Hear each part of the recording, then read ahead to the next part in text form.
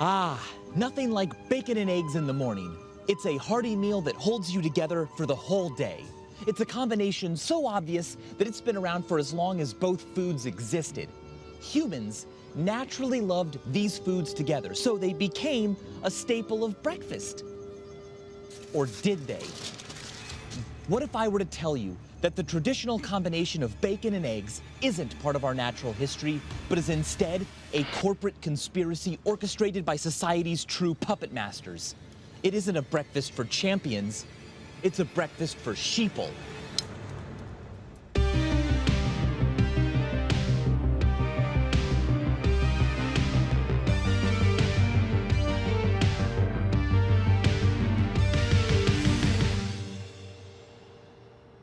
We think that a lot of commonplace things are the way they are because of collective free choice, when in fact, sometimes one or two people alone made a decision and created something that is now taken for granted as part of society, just part of life.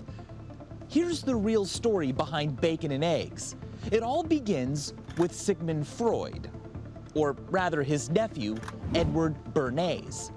Bernays is credited as the father of public relations, the product of a time when the world had become just small enough that you could manipulate a lot of people at once because of the way that advertising, news, and radio could reach a large number of people quickly. Bernays took advantage of mass media, not with the intention to inform, but with the intention to control.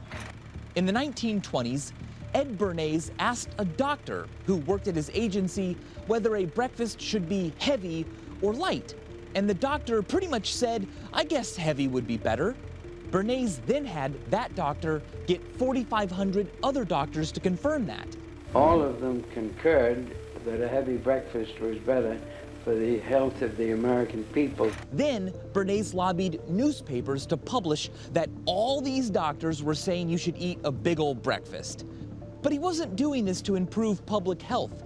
He was doing this because Beechnut Packing Company, a major supplier of bacon, was paying him to do it. The sale of bacon went up, and I still have a letter from Bartlett Arkell, president of Beechnut Packing Company, telling me so. So we collectively, as a country, agreed that bacon was our breakfast meat of choice. But we didn't freely make that choice at all. And that's just breakfast. Our lives are full of decisions that we think we make of our own free will. But do we? These days, our markets are inundated with products and choices. But is having many choices good or bad?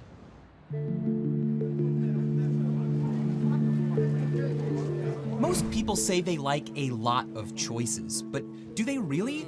We took our cameras and a few pounds of jelly beans to Venice Beach to find out. First, we invited people to pick one of two flavor choices. How is it? Yeah, good. Tell me if you're happy with your choice. Yeah, I'm happy with it.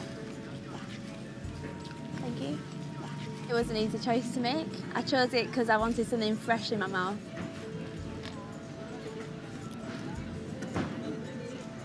I like it. I like lemon and the citrus and everything like that. Good taste. I'm happy with my choice. Most subjects were content with their selection when it was a choice between two options. But what happens when we offer more choices? Will the subjects be just as happy with their decision? I see. Not licorice. Okay, can I do more than one? Or just one? Oh my goodness.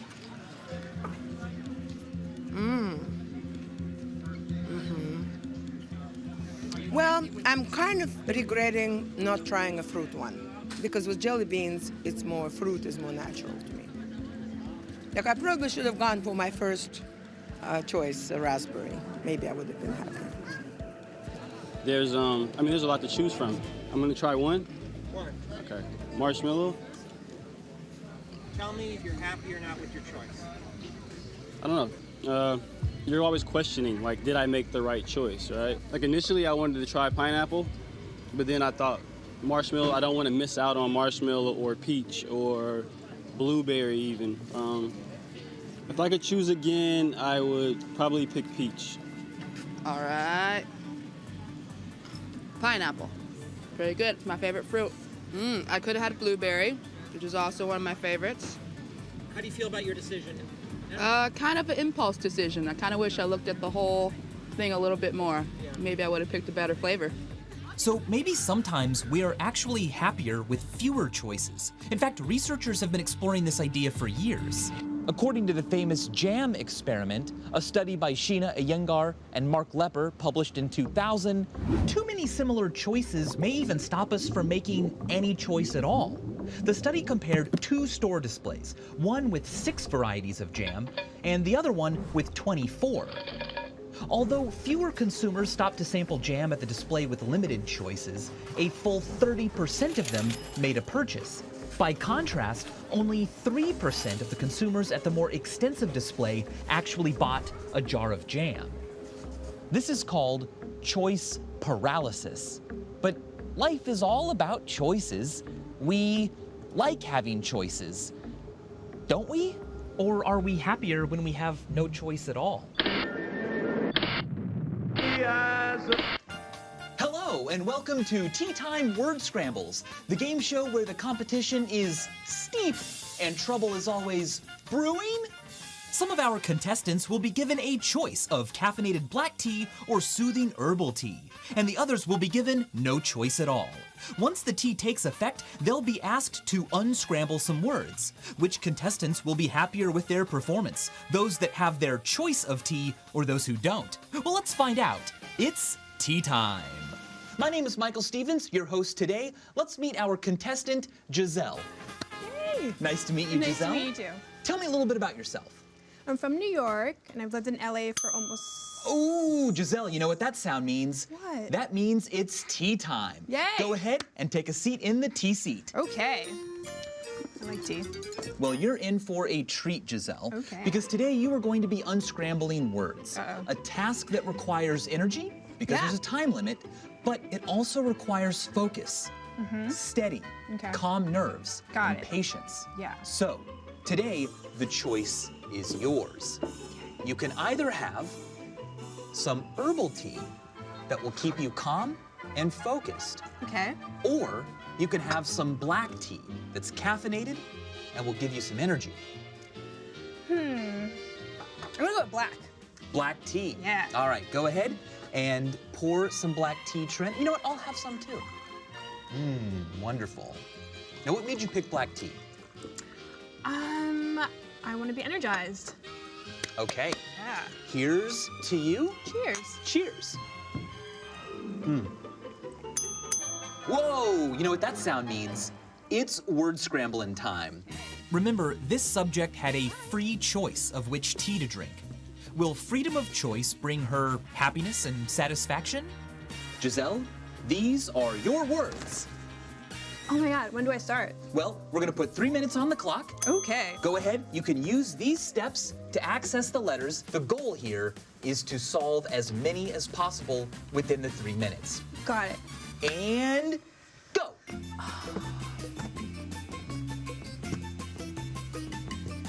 Starting with word number 5. Giselle has kitten. That looks like it could be the right answer.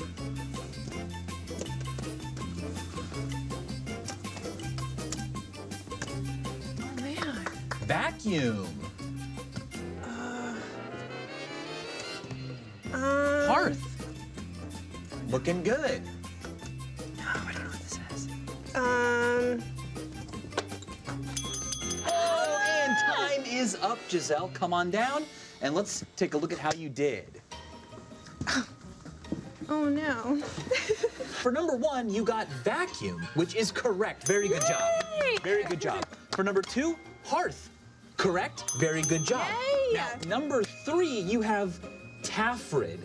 It's a very good word, but it's not one. The actual answer is adrift. Oh, I was so stuck on that. Number 5, you have kitten. That was the first one you solved, and kitten is correct. Yay! Very good job. Now, down here at the bottom, the answer is lounge. You have Lugna. Oh, you spelled it wrong. No, we can't accept Lugna, unfortunately. Well, Giselle, you received 1, 2, 3 points.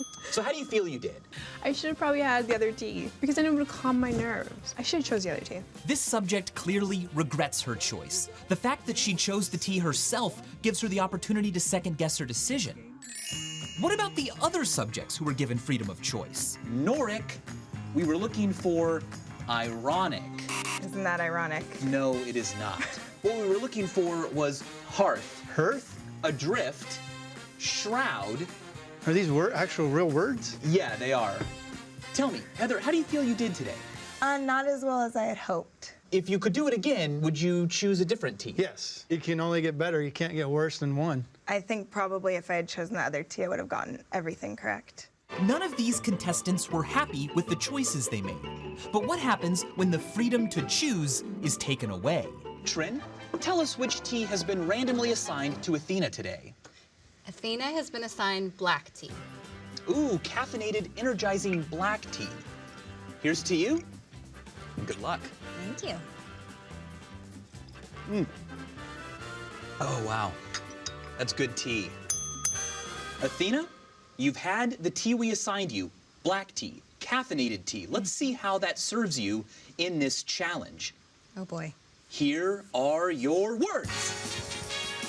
You have 3 minutes, beginning now. Oh, boy. Lots of choices. Kitten. Finally. Oh. Don't worry, Athena, we've had far worse. 2 minutes. Oh, boy. 2 minutes remain. Nothing is coming to me. These words are not easy. Lounge. Yes. And that's time. Athena, come on down, and let's take a look at how you did. Okay. So, for word number 5, you have kitten. Kitten is correct. Good job. Yay. And for the final word, you have lounge, and the answer is lounge. Very good work. So you got 2 out of the 12. Tell me, how do you feel you did? I'm just happy that I got 2 of them. Do you think you would have been able to solve more if you'd had a calming tea? Probably not. You need a little something to kickstart your brain activity. This subject, who was given no choice, was happy with the tea assigned to her, despite getting only 2 words right, and she wasn't the only one. Woo! How do you think you did? I think I did pretty great. If you could do it again, would you have preferred to have been assigned a different tea? No. Studies have shown that sometimes we are happier when we don't have a choice. Well, for 2 points, you win nothing. This game is actually more about investigating the mind. So, in reality, the real winner today is everyone. Thanks for playing. And remember, no matter where you live or who you are, it's always tea time. Damn it, I just found another word.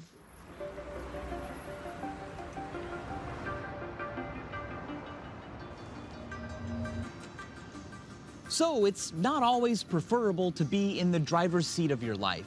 Sometimes the pressure to make a decision can cause you to dwell on the options you didn't choose and hinder your performance.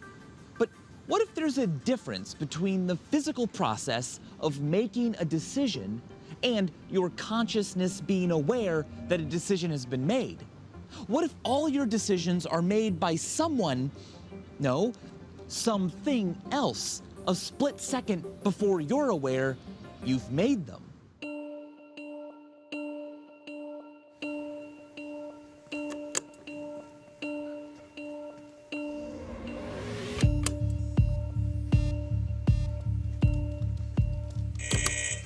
This task seems easy enough. Just push either button before the light comes on. So why is it so difficult? Wow. It's difficult because this machine is actually reading my mind. It knows when I decide to push a button and lights them up before I can actually push one. How does it feel when it's happening? It feels like right then. It already knew. I'm trying to not have my mind read. Here's how the box works.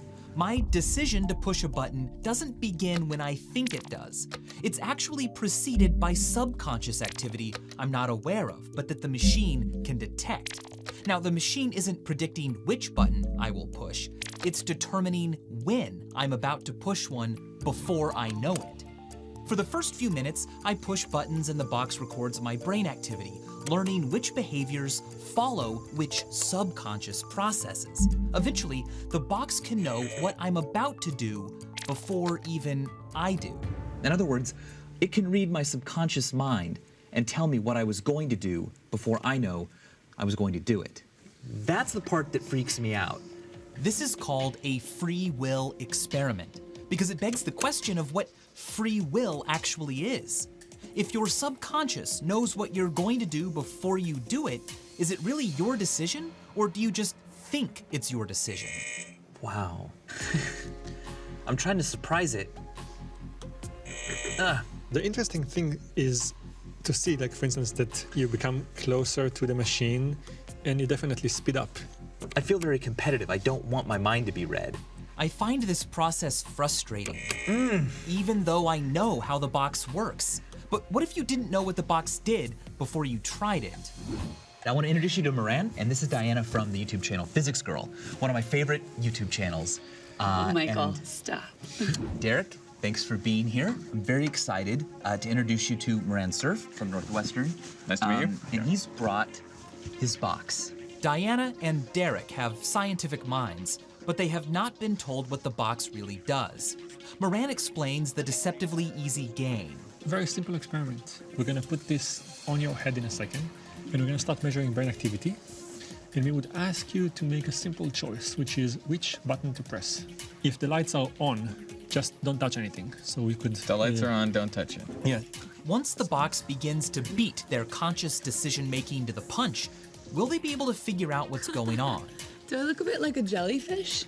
You feel comfortable? You feel like Great, I feel amazing. Okay, you can start. For the first 15 minutes, the box calibrates and learns how the subject's mind acts before making a decision. Then, the fun begins.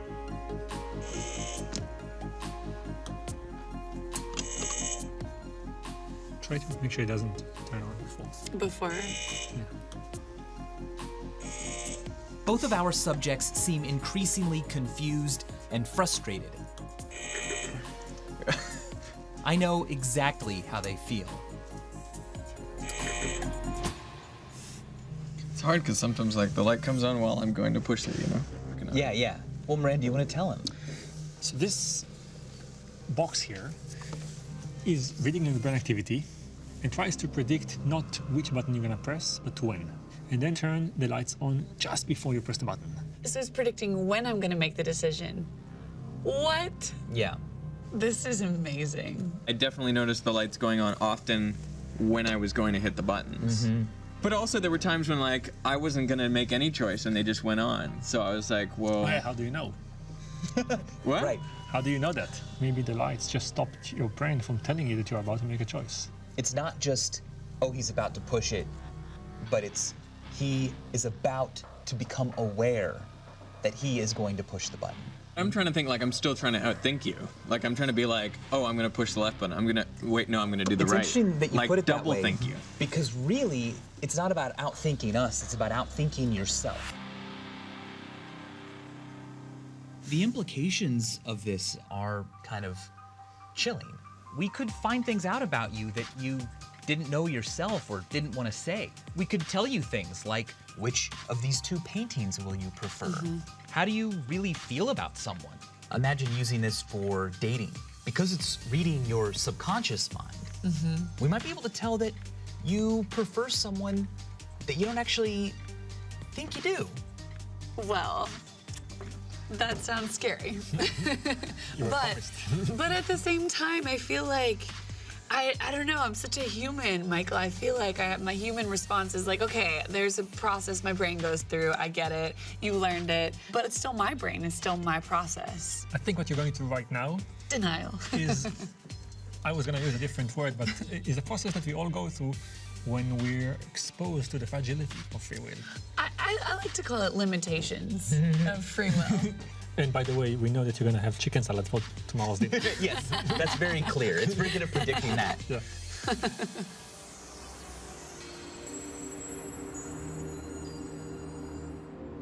Like falling dominoes, a whole chain of things has led up to now, this very moment. In your life, those dominoes might be your parents, your childhood, the books you've read, your friends, things that have influenced you, what you had for breakfast, how you felt this afternoon. Everything has led up to now, that final domino, but how it falls, well, that's your choice, right? Or is it? Moran's box kind of questions some of that. If your brain can tell us what you're going to do before you even know you're going to do it, is your conscious mind actually being controlled by your subconscious mind? And if your subconscious can be fooled, then who is actually in charge? Do you truly have free will? Or are you just like a puppet? A puppet who thinks it has no strings? Does your conscious aware self just take credit for things your unconscious body's already decided to do? Well, more research needs to be done, but what we do know is that things you normally wouldn't consider part of you are a gigantic part of you. I think Kermit the Frog said it best. Although I'm not sure exactly what Jim Henson did, whatever it was, it really moved me.